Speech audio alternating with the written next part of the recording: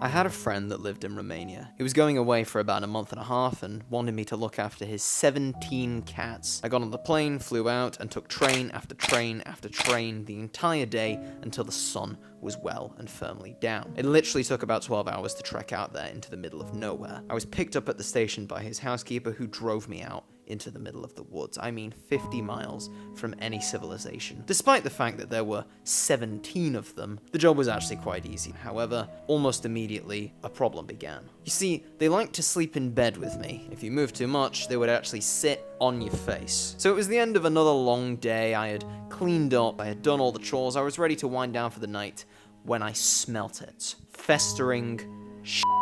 I searched the entire house, top to bottom.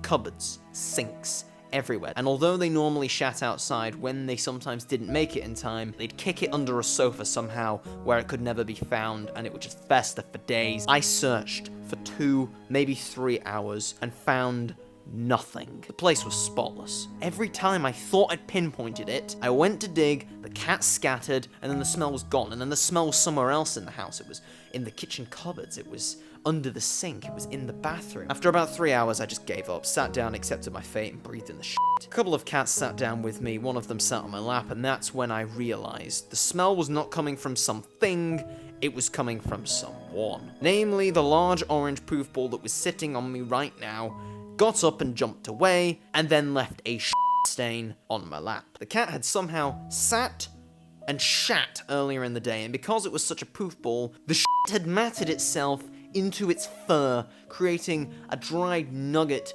of festering nastiness that left a little print anywhere it walked and sat. And I knew that this thing was going to sit on my face in the middle of the night, so even though the hour was fast approaching 1 a.m., I had no fucking choice. I pulled on some washing up gloves, rolled up my trouser legs, picked the cat up, and entered what was soon to be the war zone. I shut us in the shower and began spraying. It really wasn't doing much to break it down, and it also spooked the cat, which started jumping around. The second problem then began, the enclosed space we were in with no airflow, and the shit I was now stirring up. I essentially turned that shower into a fucking gas chamber, and between the cat trying to escape and the shit trying to literally kill me, I had no choice.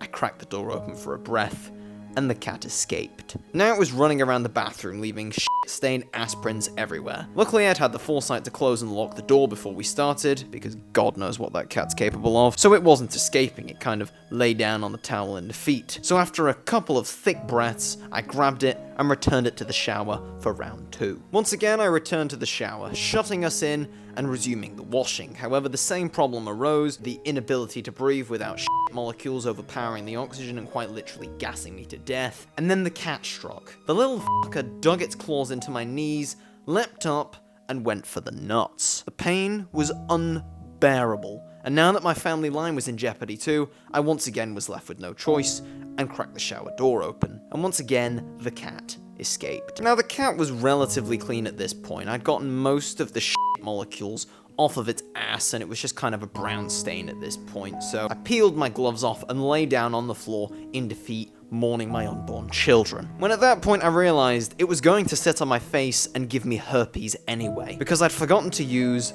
the fucking soap. There was no other option. I pulled the gloves back on, returned the cat to the shower, stood once again in the ankle-deep water, and shut us in for round 3. And this time, there could be no half measures. I cranked the heat as high up as I dared, spooking the cat a little bit as I went deep. But I was not returning to the shower a 4th time. I got some soap on my glove, found its rectum, and scrubbed. And scrubbed. And scrubbed. I molested the shit out of that poor cat. Its anus, red raw,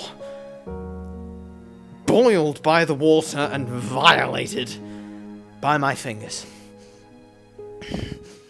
And this cat did not take it lightly. It did a kung fu worthy move, slipping out of my grip, climbing the shower wall behind me, launching onto my back and digging its claws as deep as it could, climbing up to then go for the finishing shot in my neck, attempting to sever my fucking jugular, and it damn nearly succeeded. I was truly left with no choice this time. I released it and lived with the consequences as it left wet, shit-stained ass prints all over the house. I cried that night for both my family line and his virginity. So if you're watching this, cat, I'm sorry for violating you, but it had to be done.